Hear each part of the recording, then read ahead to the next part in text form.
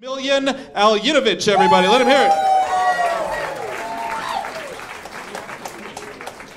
Hey guys, so I called into work today, told them I wasn't feeling well, and I know tomorrow we're gonna have that conversation, you know, about how something's going around, and I can't look at them in the eye and say, yeah, it's called depression.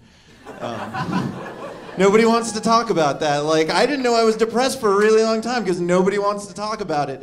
And like, a friend had to come over to my house and be like, dude, are you okay? Like, I thought I was just lazy. Like, I thought I just didn't like doing dishes. It turns out, I keep that pile of dishes there on purpose, just so that at any given moment in my life, no matter what else is going on, there's at least one thing I know I can probably deal with in like a day. Like, it's gonna be, like, I got out of bed this morning, I called in and I went into the kitchen, I saw that pile of dishes, I was like, I can do this, I can do these dishes, make breakfast and get my day going and feel better, or I could starve to death and then I don't have to go to work tomorrow either. Oh shit, that is life hack, all right. You know, man, I've just never felt like I belonged anywhere. I can't, like, talk to my coworkers because, like, I was born in another country. I've never really felt like I was in an in-group, you know? Like, for me, my preferred pronouns are we and us, you know, just so that I can feel like I'm a part of something, like, just for a minute. Like, I came to Denver to be part of something. I was in a long-distance relationship, and we wanted to make it into a short-distance relationship. And the distance just kept getting shorter and shorter until the relationship just vanished into thin air. Like, we talked about moving in together one time and just immediately stopped having sex. Like, I should have known we were doomed when we were having this argument, and she was like, you don't even want a girlfriend, do you? You just want, like, a best friend you can have sex with sometimes. I was like, oh my God, exactly. Wait, what are you saying? What is this? What are we? She was this very beautiful person, and she cared a lot about her appearance, and I don't know if you fashionistas can tell, I've never spent more than 20 seconds picking out an outfit in my life. Like, the only reason I know it's time for a haircut is because someone told me the other day I'm starting to resemble one of the bad guys from Home Alone. Exactly. Right.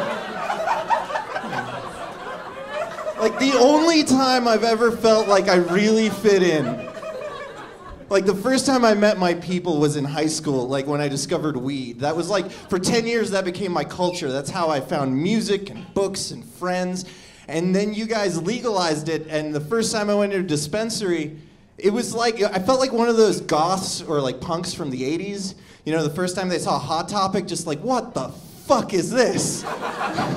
You took my culture, you took the only thing that was mine, and you turned it into, like, if an Apple store listened to Sublime too many days in a row and just had this horrible metamorphosis. Dude, the worst thing about legal weed is now I don't know anyone who sells mushrooms anymore.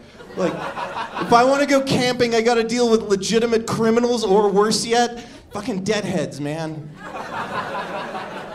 Dude, the Grateful Dead is like the musical equivalent of if someone came up here tonight and just told you setups for like 2 hours straight. No punchlines. God. All right, well, imagine how incredibly self-righteous and obnoxious John Lennon would be on Twitter if he was alive today. It's easy if you try. Would we have canceled his ass by now? Would he be over, like, in 2019? Like, when we found out he had been beating Yoko since the 70s and how he abandoned his first wife and kid as soon as he got famous? Or would he have gotten a pass like Johnny Depp and James Franco? Just because he's cute. I'm asking for a friend. I still love the music. I'm just glad he's dead. It's just him and John Kennedy and Freddie Mercury.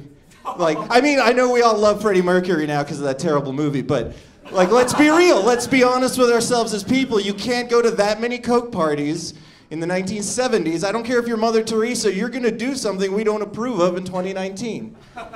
And by the way, Mother Teresa was racist, so too many Coke parties, I don't know. Anyway, thank you guys. My name is Miljen. Give it up for Elliot.